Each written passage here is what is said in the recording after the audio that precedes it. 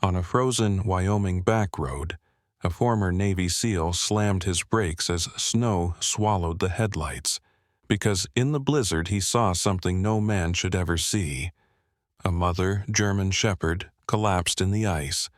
10 tiny puppies frozen on their backs, their lives fading with every falling flake. If this moment touched your heart, take a second to type Amen in the comments and send a prayer of hope for lives that refuse to give up, even in the coldest storms. Winter had settled over the high plains of Wyoming with a quiet cruelty, the kind that did not announce itself with drama but simply stayed, pressing cold into the earth until everything moved more slowly, more carefully, as if the land itself had learned restraint,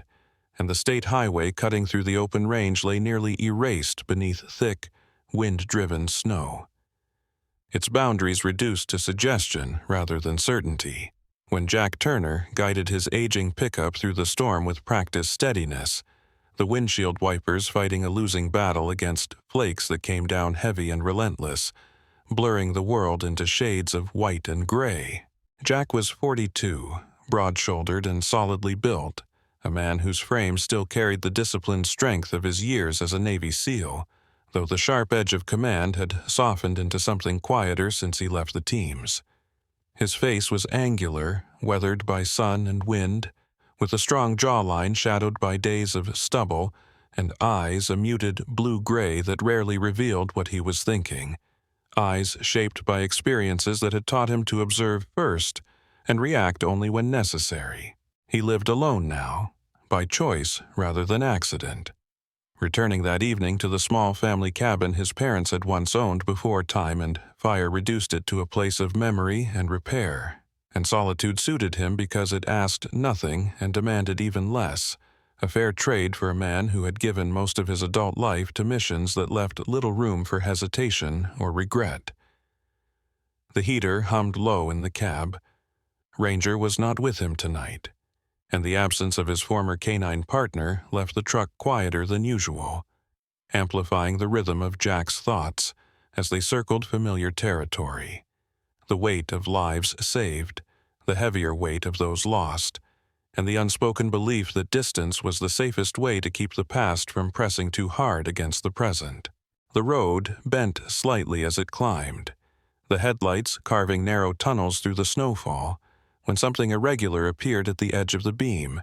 a shape that did not belong to fence or rock or drift,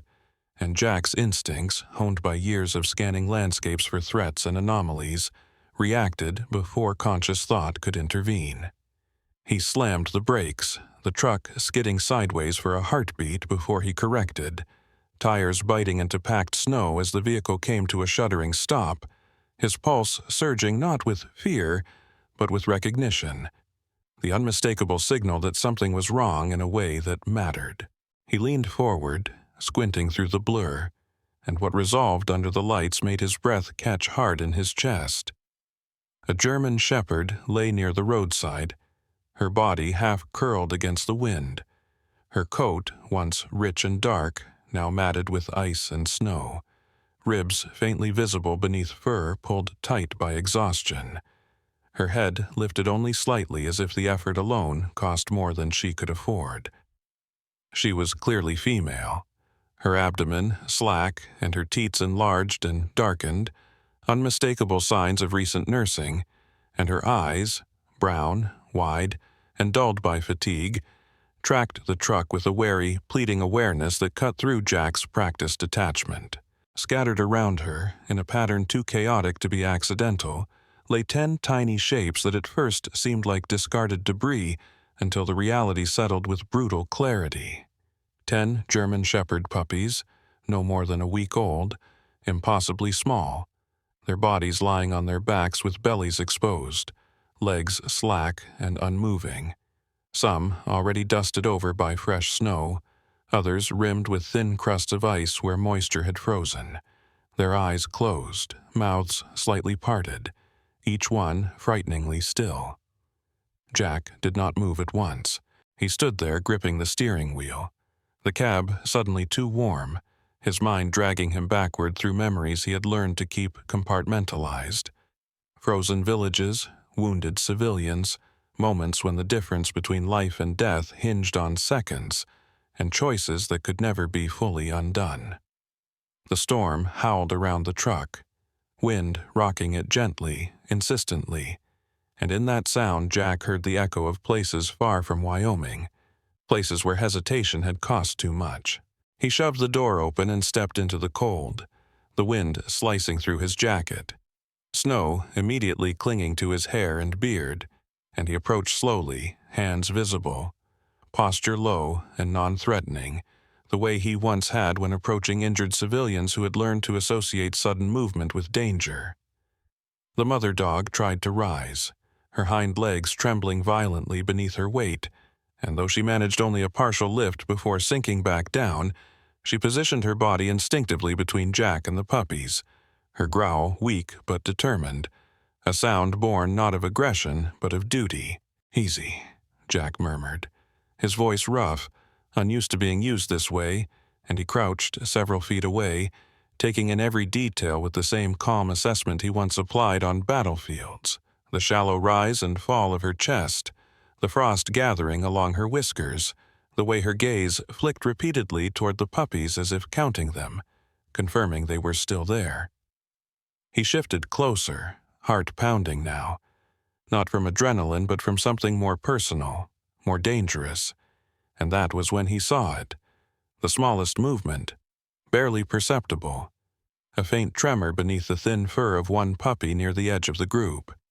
a minute shudder that could have been dismissed as wind if he had not been trained to notice the difference between environment and life. Jack pulled off his heavy jacket without thinking, the cold biting immediately through his shirt, and dropped to his knees in the snow, spreading the jacket carefully over the puppies to shield them from the wind, his hands moving with a tenderness that surprised him. And as the fabric settled, the trembling came again, unmistakable now,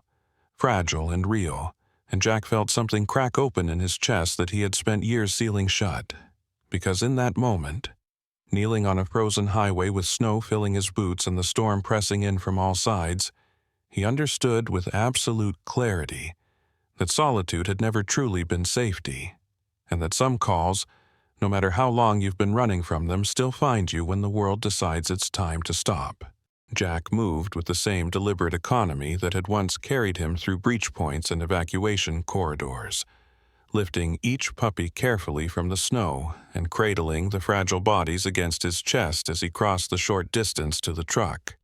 the cold biting through his jeans while the wind pushed at his shoulders like an impatient hand, and he laid them one by one on the thick emergency blanket he spread along the passenger side floor, positioning them close to the portable heater he kept behind the seat for winter breakdowns, mindful not to overwhelm their shock-softened systems with too much warmth at once,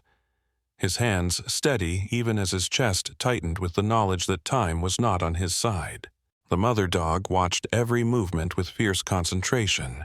her head following each puppy's arc through the air, her breath coming shallow and uneven,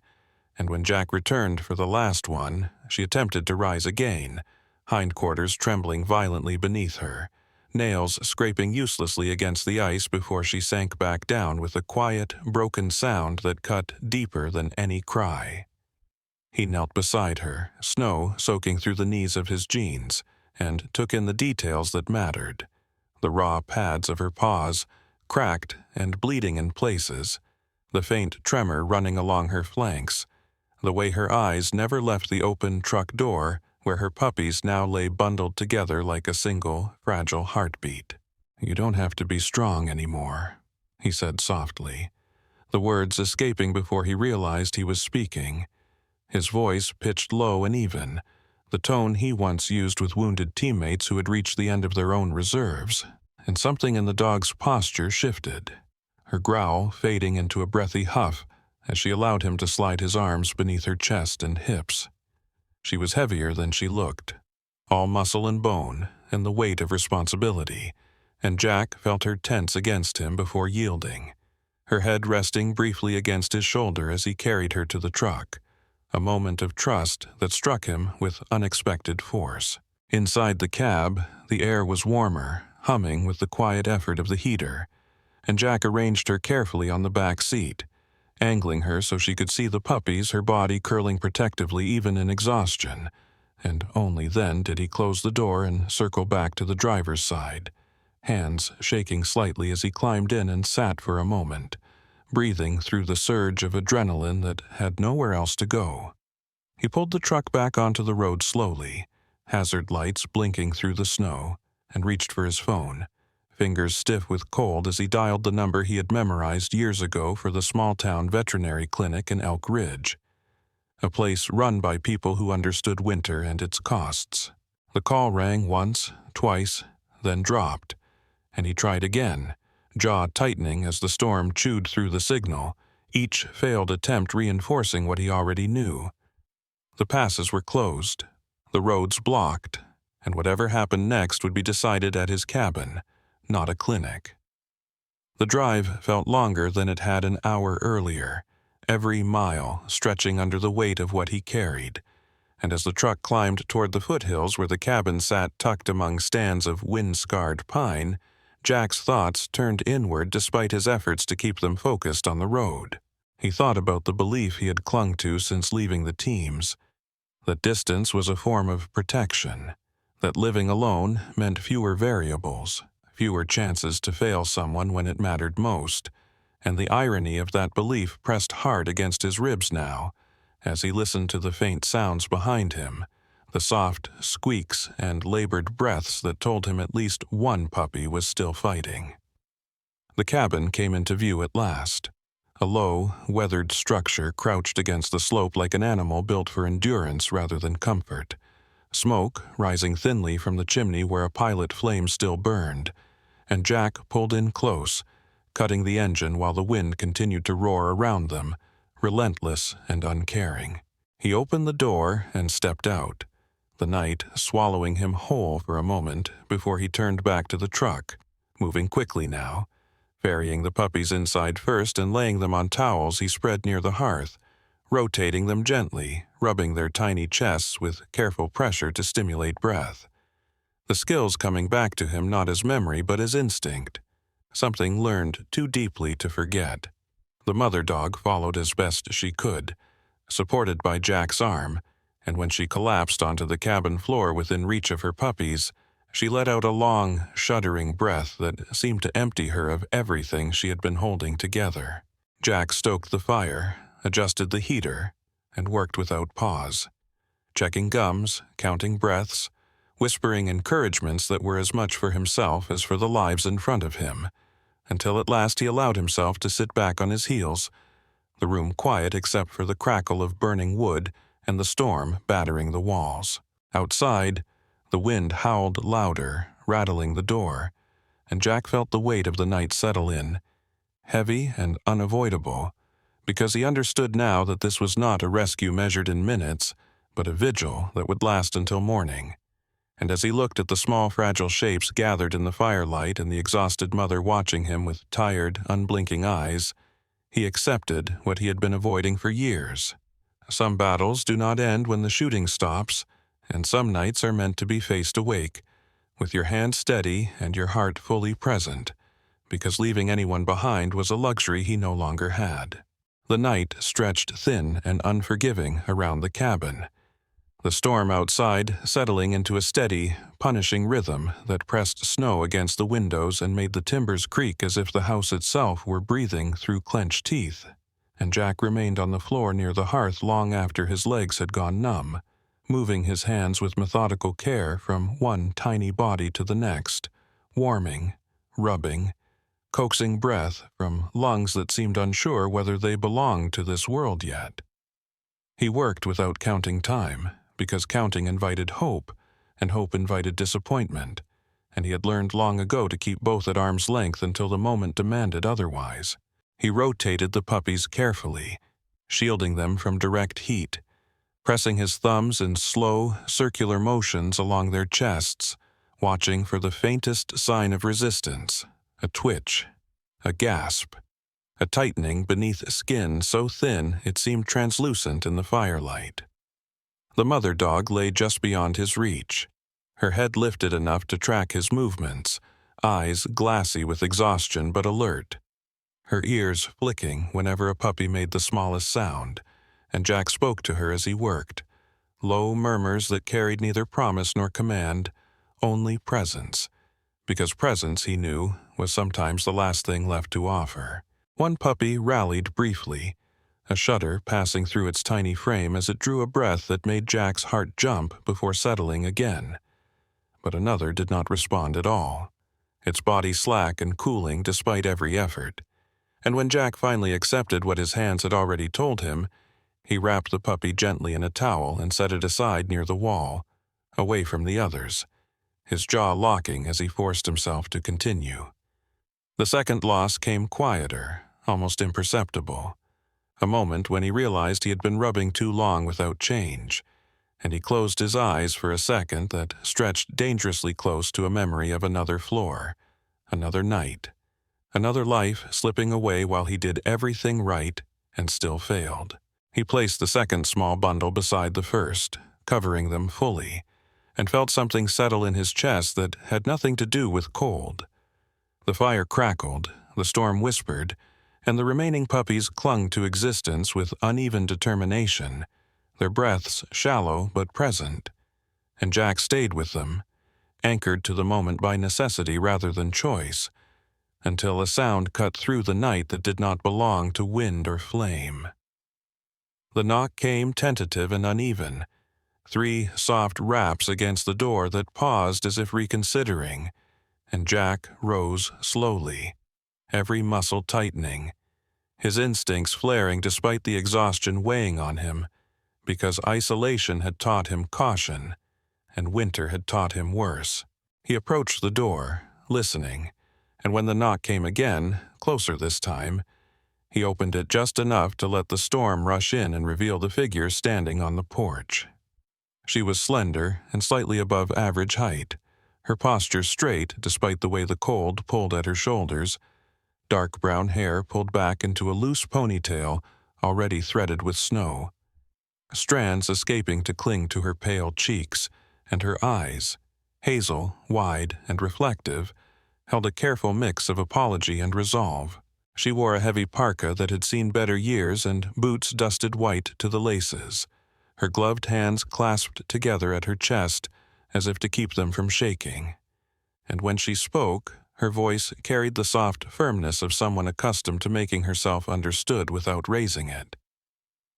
"I'm sorry," she said, breath fogging the air between them. "My car died about a mile back, and I saw the light."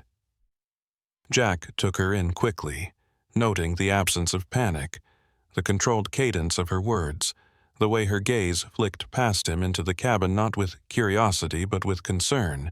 and he stepped aside to let her in, the decision made as simply as any he had made all night. Inside, the warmth flushed her cheeks immediately, and she removed her gloves, revealing long fingers reddened by cold, as she introduced herself as Emily Carter, 35, working part-time at the Elk Ridge gas station while she figured out what came next, the words delivered plainly, without embellishment or self-pity. Emily's face was gentle but marked by something that sat deeper than fatigue, her skin fair with a faint scattering of freckles across the bridge of her nose, her mouth set in a way that suggested she smiled more easily for others than for herself, and when she glanced toward the hearth and saw the puppies bundled together, her breath caught audibly, her composure cracking just enough to let the truth show. Jack explained in brief, efficient phrases the discovery, the rescue, the losses, keeping emotion out of the telling because emotion would derail him, and Emily listened without interrupting, nodding once, twice, absorbing the information the way people do when they have already learned that some things cannot be fixed by reaction alone. She moved closer, kneeling carefully beside the puppies, her movements instinctively gentle, and asked if she could help. The question framed not as obligation, but as offer, and Jack handed her a towel, showing her how to rub slowly, how to watch for breath, their hands working side by side in a silence that felt earned rather than awkward. As they worked, Emily spoke quietly, not to fill space but to place something real into it, telling him she had lost her husband 2 years earlier to a construction accident that ended a morning like any other, how the phone call had come while she was at work, how afterward the world had felt strangely hollow, as if sound itself had been muffled, and how she had learned to keep moving because standing still made the emptiness louder. Jack did not respond right away,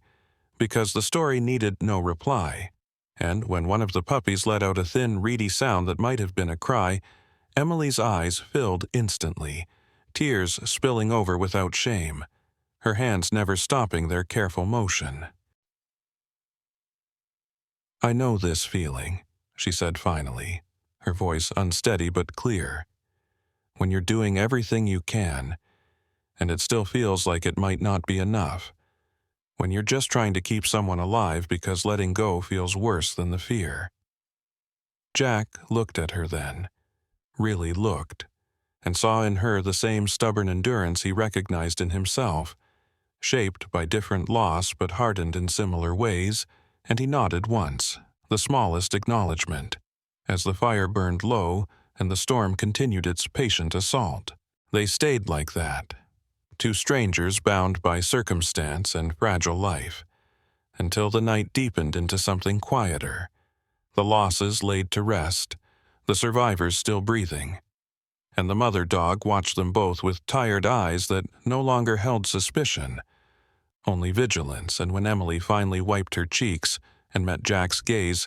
there was no question in it, only understanding,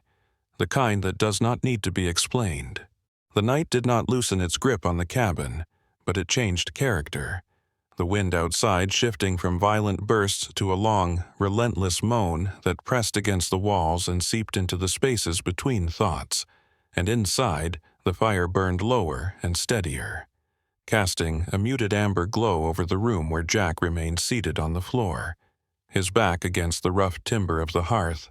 eyes open despite the ache behind them that warned him sleep would not come.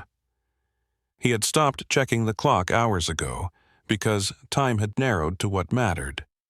the shallow rhythm of breathing in the small pile of blankets near the fire, and the slow, deliberate movements of the mother dog as she stirred. She lifted her head first, ears twitching as if orienting herself to a world that had gone quiet without her permission, and when she shifted her weight, Jack felt his muscles tense instinctively, ready to steady her if she faltered, but she managed the movement on her own, drawing her legs beneath her with visible effort. Her coat, still stiff with melted snow and drying ice, bristled along her spine as she leaned forward, and one by one she lowered her head to the puppies, licking their muzzles with careful, reverent strokes, pausing after each touch as if counting them, confirming their presence through taste and scent. Jack watched in silence, something heavy loosening in his chest as he saw the smallest of the surviving puppies squirm weakly beneath her attention, a sound escaping it that was more breath than voice, and he allowed himself, for the first time since the rescue began, to believe that survival was no longer theoretical. He stayed where he was, unwilling to disturb the fragile equilibrium of the room, the lines of his face drawn and hollowed by exhaustion, his shoulders still broad and capable but sagging now under the accumulated weight of a lifetime spent holding others together. Emily sat across from him on the low bench near the wall, her parka shed and replaced with one of Jack's old flannel shirts, too large for her slender frame but warm, sleeves rolled back to reveal forearms marked faintly by old sun and newer cold, and she held a mug between her hands as if anchoring herself to its heat. In the quieter hours she spoke more, her voice low and even, describing the marriage she had entered young and hopeful, the way her husband, Daniel Carter, had been tall and soft-spoken with sandy hair that refused to lie flat, and a laugh that filled rooms before the accident hollowed them out. She told Jack about the job site outside Cheyenne, the faulty rigging, the call that came too early in the day to be anything but bad news, and how afterward she had learned the strange skill of navigating a world that kept moving when hers had stopped, working shifts at the gas station because routine was easier than choice, because familiarity asked fewer questions. She did not cry as she spoke, her grief worn smooth by repetition. But when she mentioned the quiet of the house they had never filled with children,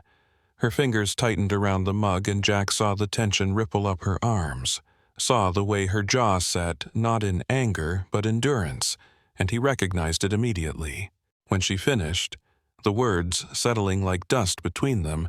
Jack found himself speaking without planning to, his voice roughened by disuse and the hour, telling her about places she would never see and names she would never know, about nights when extraction came too late and mornings when it came too early, about learning to carry loss as a function rather than a feeling, because feelings interfered with function, and how that habit had followed him home long after the uniform was gone. He did not describe the blood or the chaos, only the aftermath, the stillness that followed decisions made under pressure, the faces that returned uninvited in the dark, and the reason he had chosen a cabin far from town, because isolation felt safer than proximity when proximity carried expectation. Emily listened the way she had earlier, without interruption or judgment, her hazel eyes steady on his, and when he fell silent, she nodded once, not to agree but to acknowledge, a simple gesture that told him she understood the cost of being the strong one. The mother dog shifted again, settling herself fully around the puppies, her body forming a barrier against drafts, and Jack rose to add another log to the fire, his movement stiff but precise, and when he returned to the floor, he did not sit quite as far away. The hours thinned further, the storm easing into something less aggressive, and the cabin filled with the small vital sounds of life insisting on itself, the crackle of wood, the occasional whimper answered immediately by a maternal tongue, the soft scrape of Emily's boots as she stood to check the windows, her reflection pale against the dark glass. At some point, she joined Jack on the floor, sitting close enough that their shoulders nearly touched, the shared warmth unspoken but accepted, and neither commented on it because naming the moment would make it fragile. Instead, they sat with it, two people shaped by loss, watching another creature fight her way back from the edge. And in that vigil, something subtle shifted, not a resolution or a promise, but an understanding that strength did not always mean standing alone. Jack realized, with a clarity that surprised him, that he had spent years equating solitude with control, believing that if he limited his attachments he could limit the damage when things went wrong. But the quiet persistence of the night challenged that belief, because here, in the presence of another person who knew grief and did not flee from it, the weight felt different,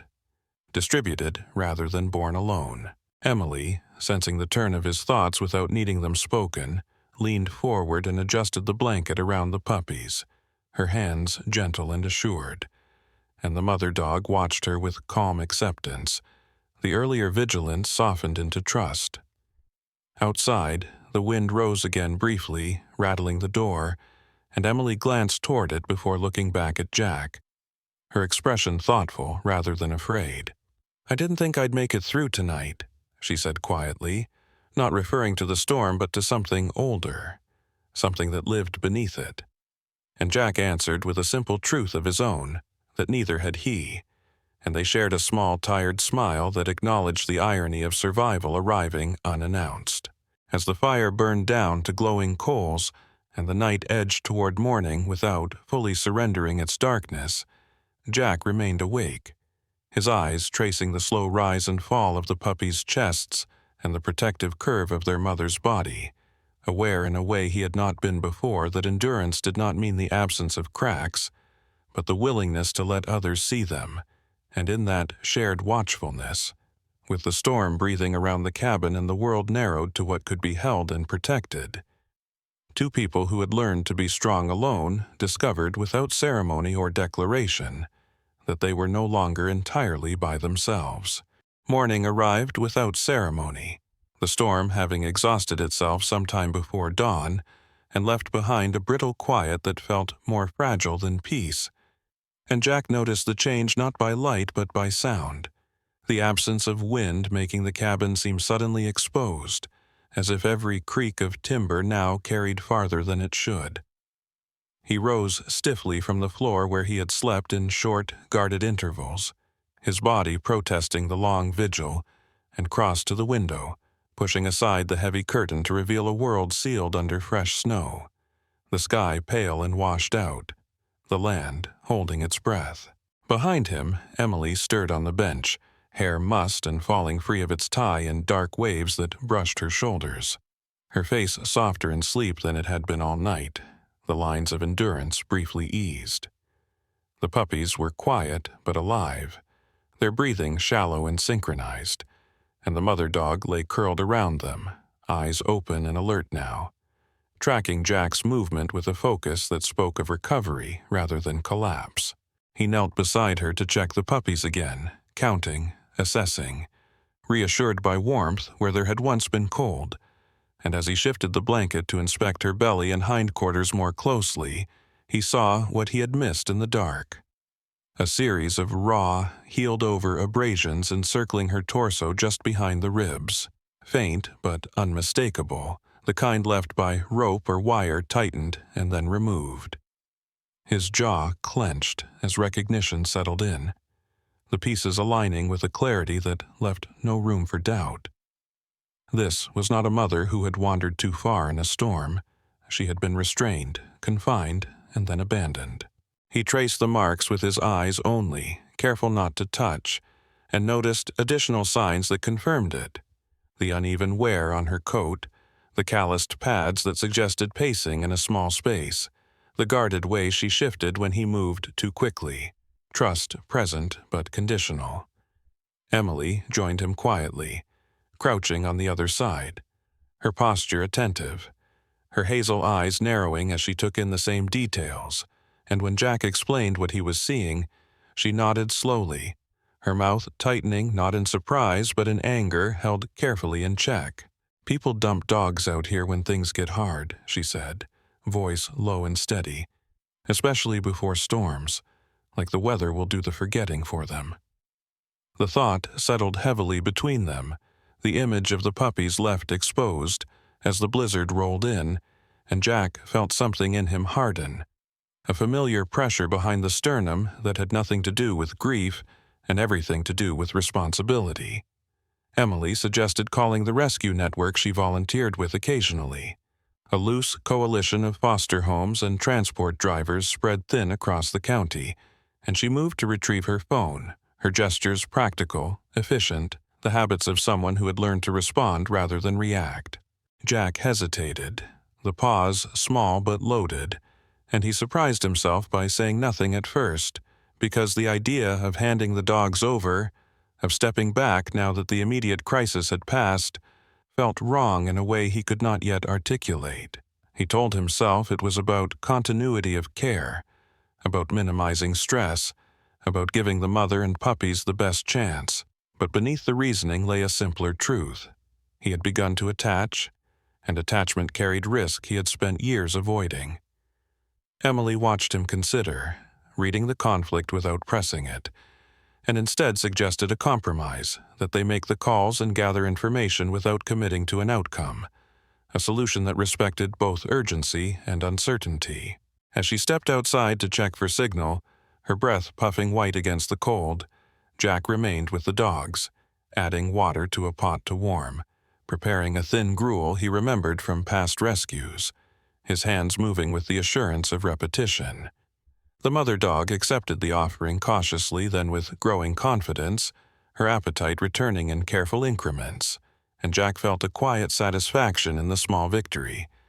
the kind that rarely made headlines but mattered all the same. Emily returned with news that the roads were still marginal but improving, that a rescue coordinator named Linda Morales might be able to arrange transport by afternoon if the weather held, describing Linda as a stocky woman in her late 50s with iron-gray hair cut short and a voice that brooked no nonsense, someone who had seen enough neglect to replace outrage with action. Jack listened, nodding, storing the information without responding immediately, and when Emily asked gently what he was thinking, he answered honestly that he didn't know yet, that the idea of letting go felt premature. The morning unfolded in careful tasks, rotating blankets, monitoring temperature, noting small changes, and it was during one of these quiet intervals that the weakest puppy, the smallest of the survivors with fur lighter than the others, and a tremor that never fully left its limbs, shifted more decisively than before. Jack noticed the movement out of the corner of his eye and leaned in, holding his breath as the puppy's eyelids fluttered, opening briefly to reveal dark, unfocused eyes that blinked against the light before closing again, the effort draining but real. The moment hit him with unexpected force, a sharp intake of breath that turned into a sob he could not stop, tears spilling down his face unchecked as he cupped the tiny body protectively. Years of held-back emotion rushing forward without warning. Emily reached out without speaking, placing a steady hand on his shoulder, her touch grounding rather than intrusive, and the mother dog shifted closer, her nose brushing Jack's wrist as if acknowledging his role in the small miracle. Jack did not try to hide his tears, did not look away, because there was no one left to perform strength for, and in that release, he felt something loosen that had been knotted tight since long before Wyoming, long before the storm. When he finally drew a steady breath, the cabin felt different, lighter in a way that had nothing to do with weather, and he met Emily's gaze with a vulnerability he had once considered dangerous, seeing in her expression not pity, but respect. The decision was not made yet, and he knew that, but the axis had shifted, the future no longer abstract but populated by lives that depended on presence rather than distance. And as the puppy settled back into sleep, breathing steady, Jack understood that whatever came next would require a version of himself he had nearly forgotten, one willing to risk attachment because the alternative had already proven too costly. By midday, the road began to give itself back to the county, plows groaning past the turnoff in long, deliberate passes that peeled the ice away inch by inch. And with the noise came a sense of inevitability that settled over the cabin like a held breath finally released, because what had been contained to firelight and vigilance would now meet the world again. Jack heard the engines first, low and patient, and stepped onto the porch where the cold had softened into something workable. The sky still pale but no longer threatening, and watched as a white rescue van eased into the clearing, tires crunching through packed snow. Emily stood beside him, her hair pulled back again, cheeks pink from the chill, her posture composed in the way of someone bracing for a necessary change, and when the van door opened, a woman climbed down with practiced ease, boots planted wide, shoulders squared. Linda Morales matched Emily's description exactly. Compact and sturdy, with iron-gray hair cut close to her head, and eyes that missed nothing, her face lined by weather and years of doing hard work without ceremony,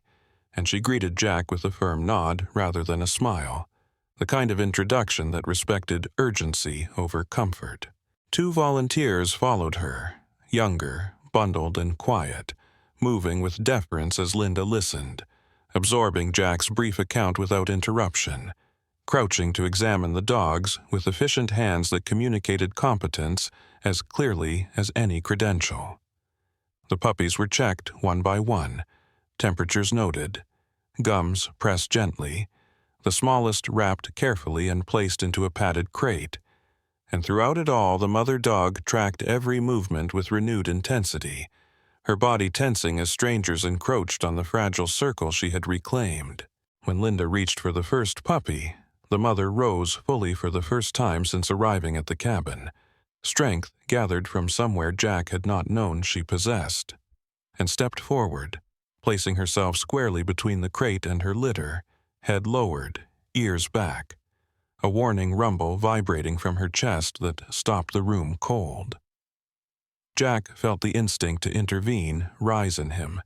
years of habit urging control, but he held himself still, reading the dog's posture, recognizing not aggression but clarity, and Linda did the same, lifting her hand slowly, her voice calm and steady as she spoke to the dog not as a problem to be solved, but as a mother to be heard. The standoff lasted only seconds, but in them, Jack saw the truth of the situation crystallize. that this dog's trust was conditional and specific, anchored to the man who had knelt in the snow and stayed awake through the night. And when Linda glanced back at him, the question in her eyes was practical rather than judgmental. Emily moved closer then, her voice low near Jack's shoulder, and said what had been forming since morning, that some lives chose their people whether those people were ready or not, that it was not always about what made sense on paper. Jack crouched, meeting the mother dog at eye level, letting his presence do the talking, and she shifted, not retreating but allowing him to touch her shoulder, her muscles easing under his hand as the warning faded, though she did not step aside. Linda straightened, assessing anew, and said plainly that they could take the puppies now and leave the mother behind temporarily, if that was what it took to avoid stress, or they could wait. But waiting carried risk too, because resources mattered and Winter did not negotiate. Jack felt the weight of choice settle fully then, heavier than any pack he had carried, because this was not a tactical decision with a clear objective, but a moral one with consequences that would echo, and he surprised himself by answering without calculation, telling Linda that he would take responsibility, that he would keep the mother and the 6 surviving puppies, that he had the space and the will and the means to see them through. The words landed solidly, undeniable once spoken, and Linda studied him for a long moment, reading more than his posture, perhaps reading the years behind his eyes, before nodding once and shifting seamlessly into logistics, outlining vaccination schedules, feeding plans, follow-up checks, the network's support offered without ownership. The volunteers adjusted accordingly, repacking supplies meant for transport into neat stacks on Jack's table, leaving behind crates, formula, heating pads, a handwritten list taped to the counter with Linda's number at the top. The mother dog watched the exchange with guarded calm, staying pressed against Jack's leg, her body language changing subtly as if the tension had released a notch, and when Linda finally knelt again to place a bowl of food within reach, the dog accepted it without challenge, glancing up at Jack as if confirming the arrangement. Outside, the engines idled, then faded as the van departed, the clearing returning to its quieter state, and Jack stood in the doorway longer than necessary, feeling the finality of the moment settle in. Inside, the cabin was anything but quiet now, small sounds filling the space where silence once ruled, the rustle of blankets, the soft, insistent noises of hunger and life, and Jack moved through the room with a sense of purpose that felt both foreign and familiar, reorganizing, making room, adjusting routines he had not realized were rigid until they were tested. Emily helped without asking, sleeves rolled, hands steady, her presence integrated into the work rather than hovering at its edge. And when the last crate was set and the fire tended, she paused, watching Jack as he knelt again beside the dogs, his broad frame softened by attention, his face unguarded. She told him quietly that the cabin would never be the same, that noise would replace stillness and mess would replace order, and that he would not always know if he was doing it right. But Jack smiled then, a small, genuine curve that reached his eyes, because the truth of it did not frighten him. As evening approached, light thinning toward a blue, Jack sat back against the hearth with the mother dog at his side, the puppies nestled close, their breathing steadier now, and he felt the shape of his life shift in a way that did not ask permission. The decision to stay, to keep, to commit, had stripped the cabin of its old quiet, but in its place came something sturdier, a sense of belonging that did not depend on distance, and as Emily prepared to step outside to check her car now that the road was passable, she looked back once more, her expression warm and knowing. Jack did not follow her gaze. He was already where he needed to be, hands resting lightly on the living weight beside him, understanding at last that choosing to stay was not the end of his solitude, but its transformation into something he could carry without being alone. Spring did not arrive all at once in the foothills of Wyoming. It came cautiously, in thin daylight that lingered a few minutes longer each morning, and in snow that softened rather than disappeared, turning the ground slick and forgiving instead of hard and hostile. And Jack noticed the change not in the calendar but in sound, the way mornings no longer began in silence but with small, insistent noises that demanded attention. The puppies woke first, 6 uneven voices rising from the makeshift pen Jack had built along the south wall of the cabin, their cries sharp and earnest, followed by the heavier thump of their mother shifting her weight, alert and present, her recovery now evident in the steadier set of her stance and the renewed shine beginning to return to her coat. Jack rose with them, shoulders stiff but purposeful, pulling on work boots that still bore the scuffs of winter, his dark hair streaked with early gray at the temples, and his beard kept short out of habit rather than style, his face settling each morning into a focus that felt less like duty and more like choice. He spent his days repairing what the cabin had long endured without complaint, replacing warped boards on the porch, sealing gaps where wind once slipped through unchecked, and building a proper shelter for the dogs just beyond the tree line. A low structure with reinforced walls and deep bedding, designed not for confinement but safety. His hands moving with the confidence of someone accustomed to solving practical problems under less forgiving conditions. The dogs followed his progress closely, the puppies tumbling clumsily in the thawing snow while their mother watched from a distance, her ears tracking every sound, her trust in Jack now unquestioned but her vigilance intact, and Jack found himself speaking to them without realizing it, narrating his work, offering reassurance, the cadence of his voice smoothing into something warmer than the commands he once barked across open ground. Emily's visits became a regular rhythm,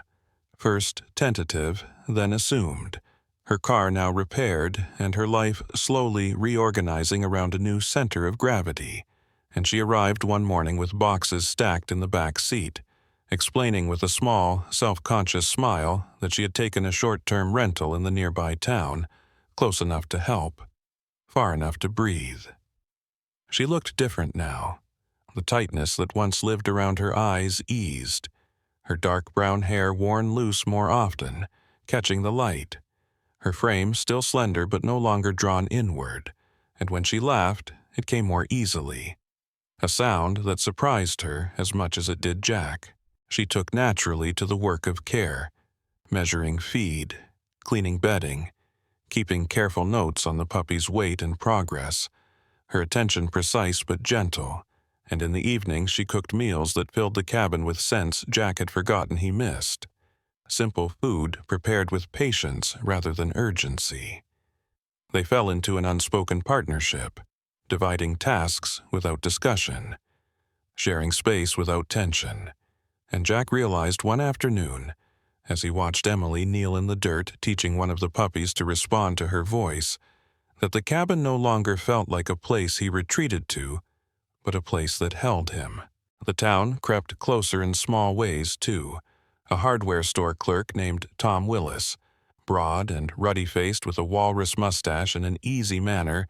offering advice and spare nails without asking questions. A delivery driver dropping off supplies and pausing to admire the dogs with a grin that spoke of approval rather than curiosity. And Jack accepted these interactions cautiously but without resistance, learning that connection did not always demand explanation. Evenings stretched longer now, the light softening into gold before giving way to blue, and Jack often found himself sitting on the porch steps with the mother dog at his side, her head resting briefly against his knee as if testing the gesture,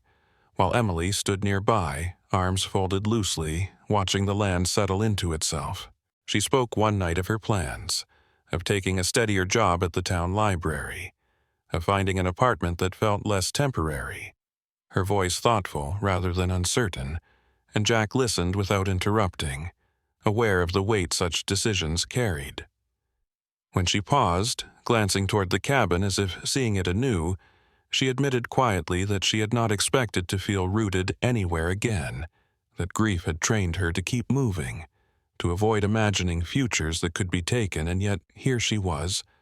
wanting something she had not planned for. Jack did not rush to respond, because he had learned the value of silence. But when he did speak, it was with a candor that felt earned, telling her that he had spent years building walls in the name of survival, that letting the cabin fill with noise and need had dismantled those walls in ways he was still learning to understand. The dogs grew stronger with each passing week, the puppies' coats thickening, their movements surer, their personalities emerging in fits and starts, one bold and curious, another cautious and observant, and Emily named them as she came to know them. Choices made not for sentiment but recognition. And Jack let the names stand,